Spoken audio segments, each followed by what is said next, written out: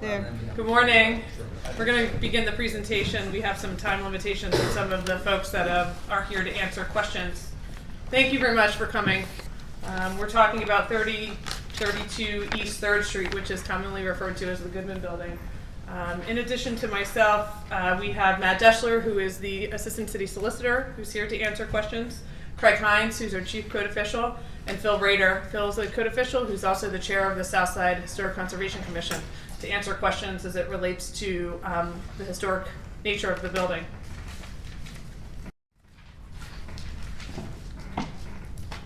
The present conditions of 30 to 32 East 3rd Street is that it's a large commercial building with an adjacent vacant parcel. This is information that was contained in the RFP that we'll review. The parcel is located within the South Bethlehem Central Business District and the Historic District of the South Side. The property is in a deteriorated state. The city recently spent $137,000 to stabilize the structure. We did that back in October in hopes of getting it through the winter, but it is in a condition in which there is some additional significant stabilization and then work needed to bring it in compliance with the city's codes. Base Engineering had provided a report last summer with detailed conditions of the property, and copies of the report are available online. That has been issued as part of the RFP.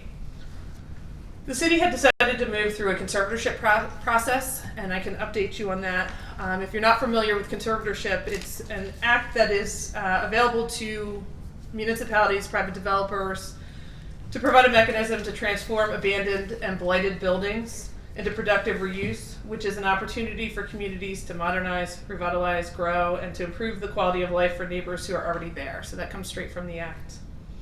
Upon selection by the city of the preferred developer, the building, we will present to the Court of Common Pleas in Northampton County our recommendation, and it's our goal to work with the courts to have the property transferred to the developer selected. It's the goal of the city to retain and rehabilitate the buildings, and while we're open to construction on the vacant lots, it must be consistent with the historical character of the adjacent buildings. Other considerations include construction and renovation. The renovation must remediate the existing building code violations as outlined in the base engineering report and any additional code violations. As I stated, it's located in the local historic district, and any exterior work will need to be reviewed by the HCC, recommended to council for a certificate of appropriateness. The city will consult with the South Bethlehem HCC later this month on the historic character of the building. That's obligated as part of the act, so that we can include that in our plan to the courts in April.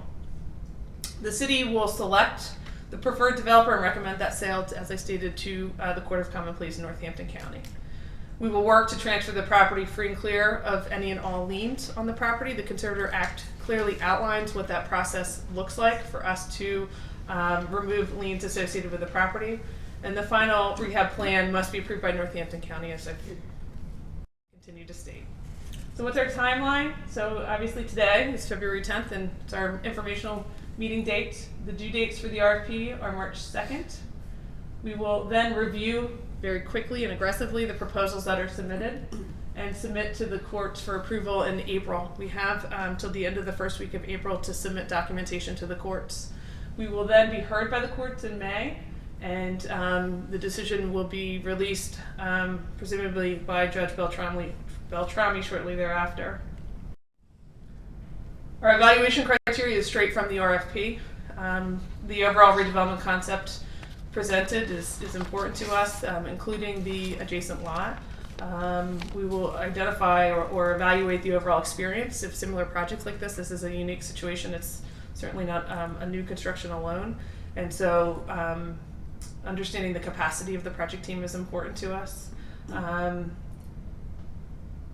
We want to make sure that we're successful. We haven't used this in Northampton County yet, and so for the city to go down this path in partnership with the courts, we want to be assured that the developer that's selected is able to perform as the courts are going to require, and as we want to see this building preserved. It's been a 20-year process with this building. For those of you who don't know, this has been long deteriorated and long a struggle for the city to seek compliance with the property owner, and we don't take the decision to move down this route lightly. So to make sure that we are going to see success, that'll be the experience and the plan are certainly going to be evaluated in a way that ensures that we move quickly through this process and that there's capacity to do the project in a reasonable time frame.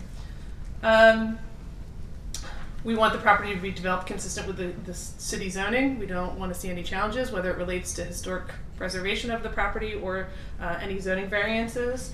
And we'll look at what the proposed purchase price is. It must be a minimum of the appraised value, which was included in the RFP.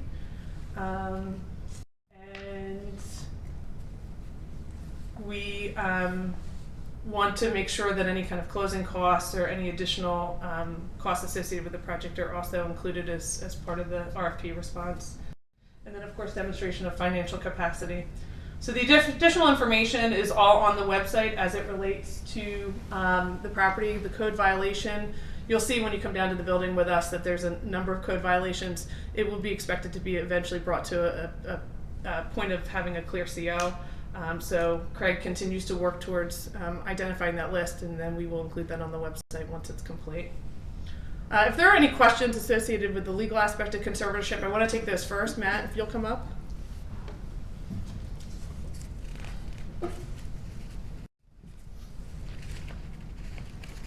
Does anybody have any questions on conservatorship? None? So what is the time period from the time we actually go to court? Do you have an idea of what the time period is for a decision? Is it pretty much at that point, and then is it subject to any appeals? Probably yes to all those. The court approved the preliminary plan in mid-January, I think January 13th.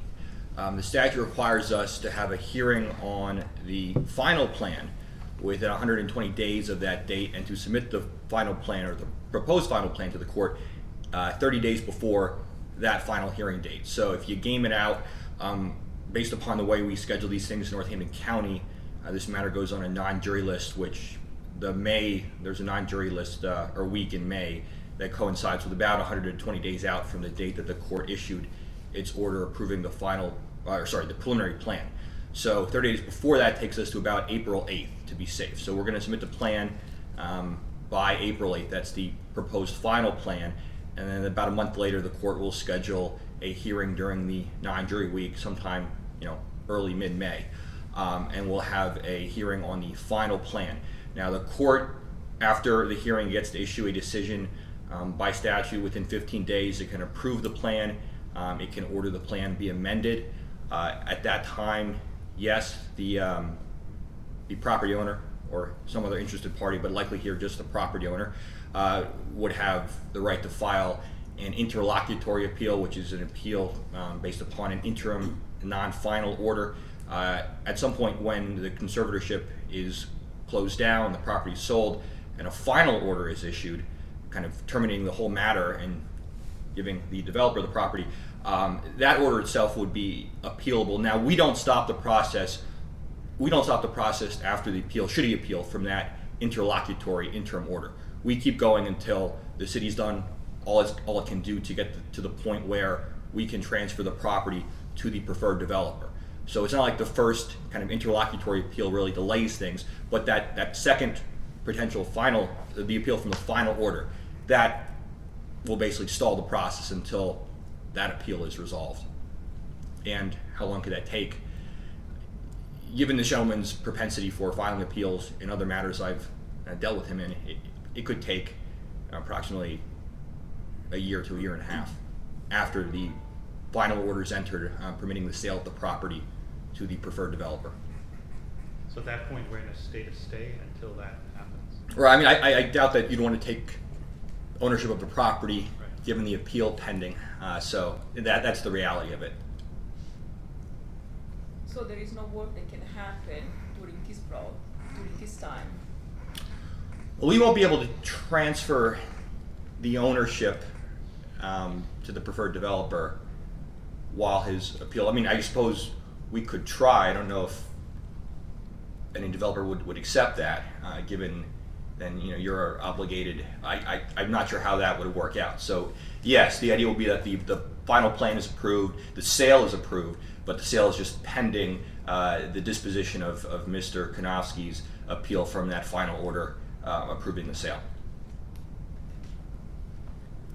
Work can be done on the property, so I don't want you to think that no work can be done on the property. Because Correct. I guess that the city is pretty adamant that the work, at least the stabilization has to happen pretty fast.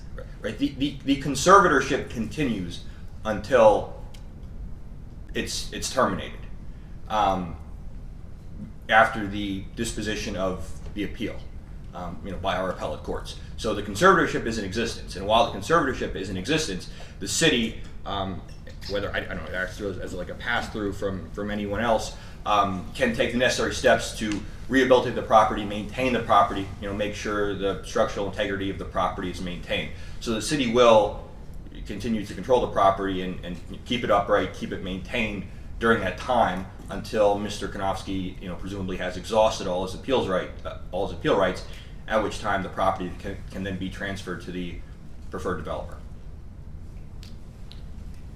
And the property will continue to be liened with the cost of the improvements associated with the property, as we've done so far. That's what we did with the investment back in October, and we'll continue to do.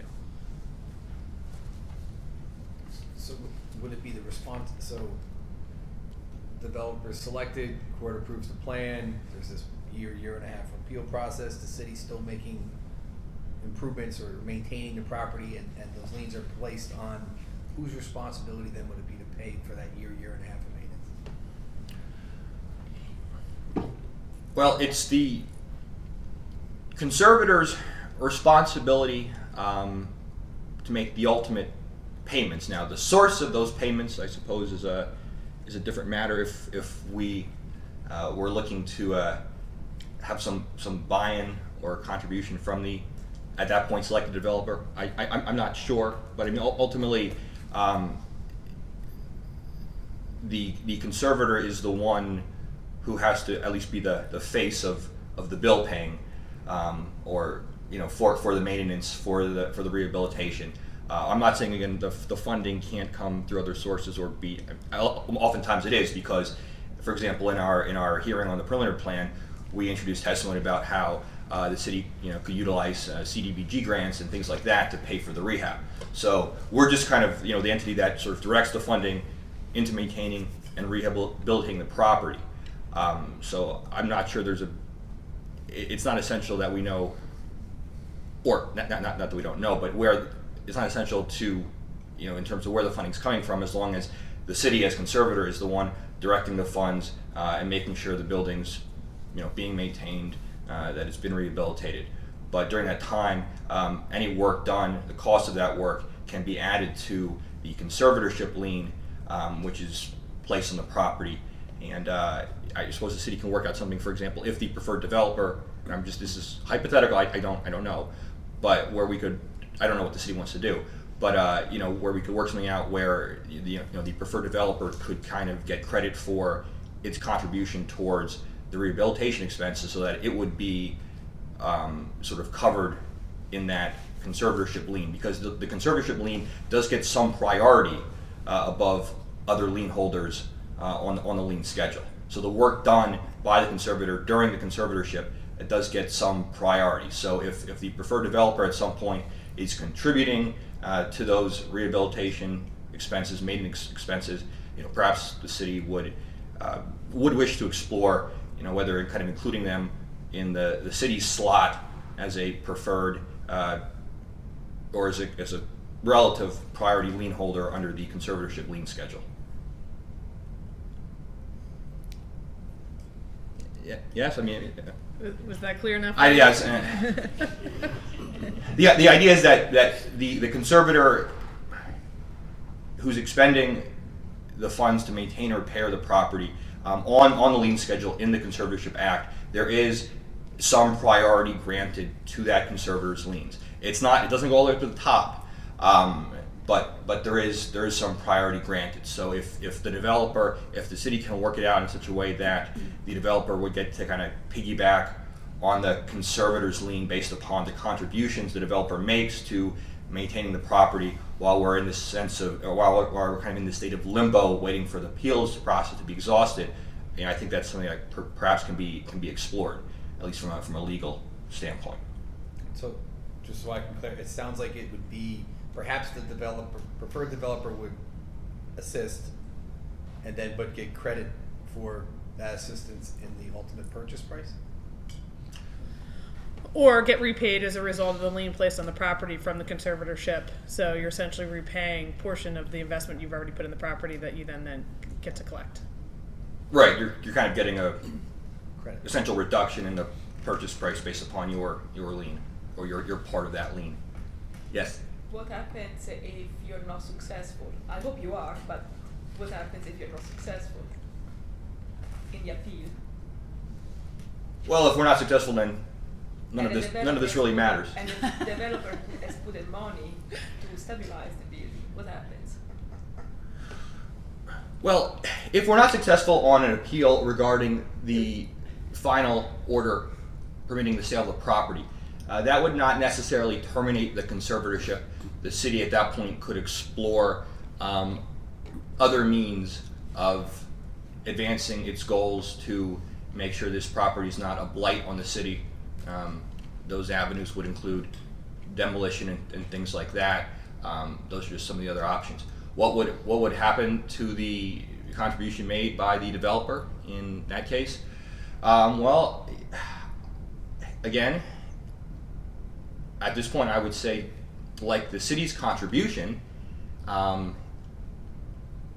It's lost. it may be lost.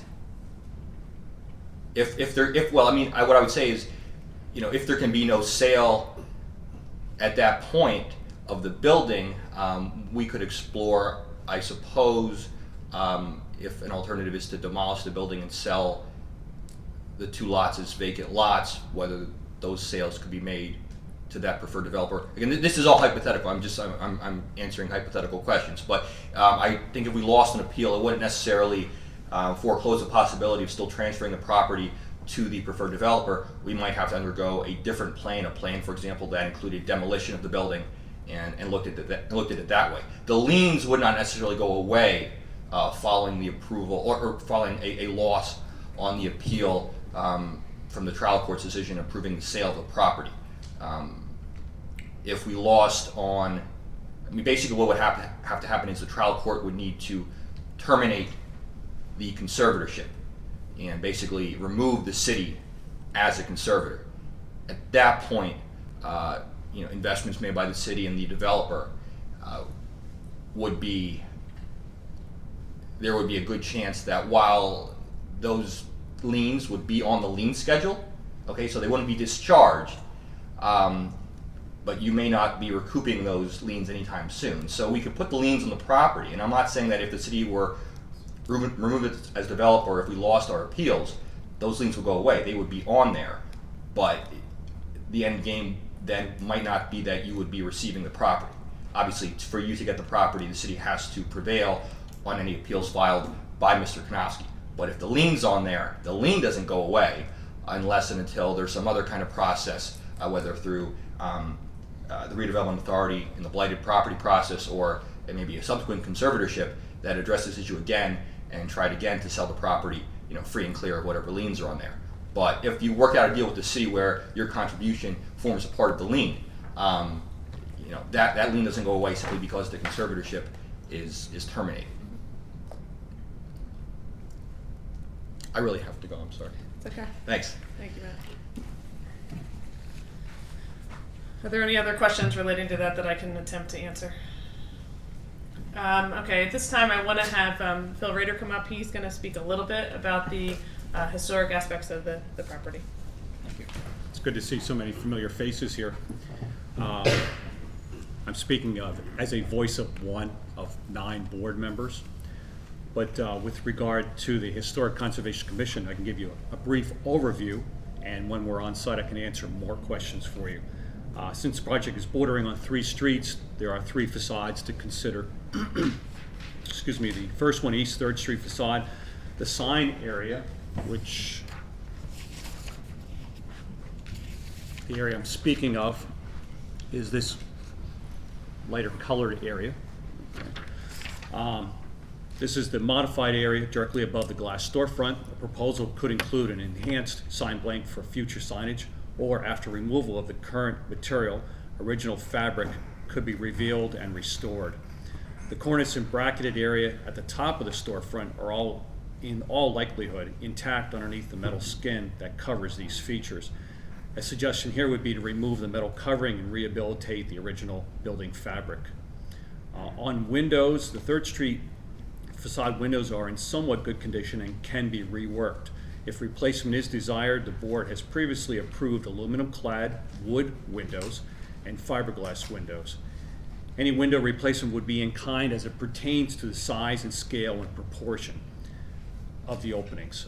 The storefront glass at the far left of the building requires replacement.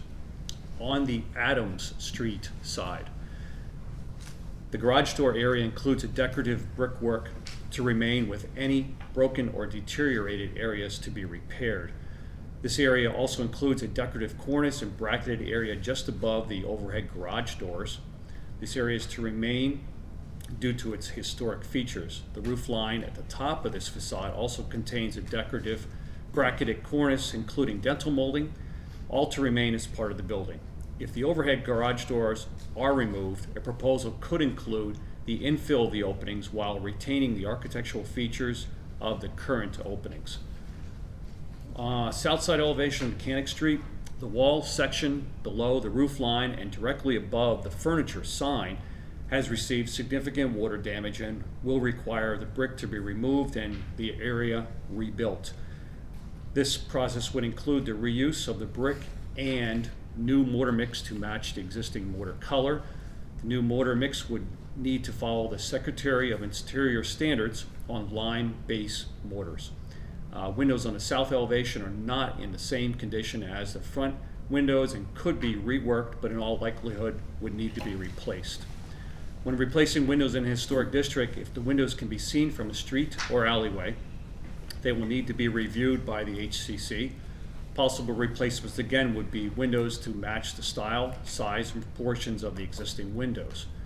One additional note on windows is if a window needs to be eliminated, this could be done only after HCC review, and the infill could be set back approximately 1 inch from the existing brickwork to retain the shadow of the former window opening.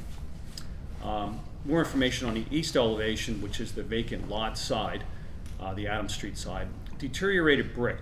This area needs to be addressed, and if a new building is not constructed on the adjacent vacant lot, and even if a new building is built, repairs must be completed to structurally stabilize the brick wall. Due to the severity of the deterioration of the bricks, a new permanent covering will need to cover the area after the structural repairs are complete. The permanent repairs could be cementitious stucco, but not an exterior insulating finish system incorporating the use of foam products. Any new construction will need to conform to the HCC guidelines for size, scale, proportion, and all the other requirements under Section 10 of the design guidelines. So if you have any questions now, I can certainly answer them, but when we're on site, I'll be there to answer any questions you may have in particular. Thank you. Can we get a copy of that? Is that Of- the RFP? We will, it's not in the RFP, Phil just did it for our purposes today, but we will put it out as an addendum. Now, again, as Phil stated, that it's his opinion and he's one of several, and so we will be talking to the HCC on the agenda for later this month, and we'll release information as that becomes available too. Are there any other questions? Okay, we're gonna break and meet down on the site in about 10 minutes. We'll see you down there.